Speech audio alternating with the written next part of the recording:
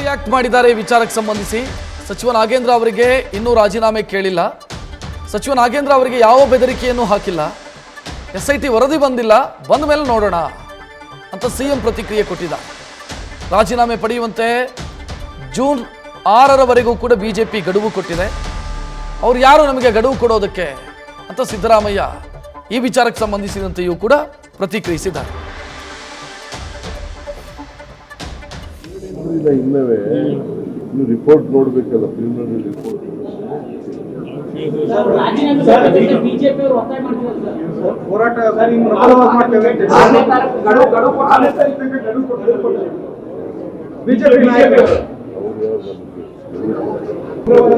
ವಿರೋಧ ಪಕ್ಷ ಇರೋದೇ ಹೋರಾಟ ಮಾಡಿತ್ತು, ಅನ್ಯಾಯದ ವಿರುದ್ಧ ಹೋರಾಟ ಮಾಡಿತ್ತು.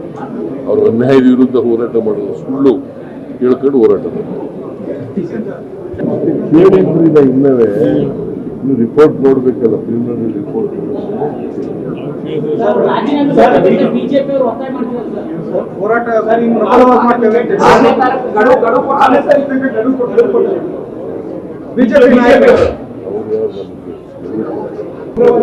ವಿರೋಧ ಪಕ್ಷ ಇರೋದೇ ಹೋರಾಟ ಮಾಡಿತ್ತು, ಅನ್ಯಾಯದ ವಿರುದ್ಧ ಹೋರಾಟ ಮಾಡಿತ್ತು. ಅವರು ಅನ್ಯಾಯದ ವಿರುದ್ಧ ಹೋರಾಟ ಮಾಡೋದು ಸುಳ್ಳು ಕೇಳ್ಕೊಂಡು ಹೋರಾಟ ಮಾಡಿದ್ರು. ನ್ಯೂಸ್ ಫಸ್ಟ್ ನಿರ್ಭೀತಿಯಿಂದ ನಿಮ್ಮ ಪರವಾಗಿ.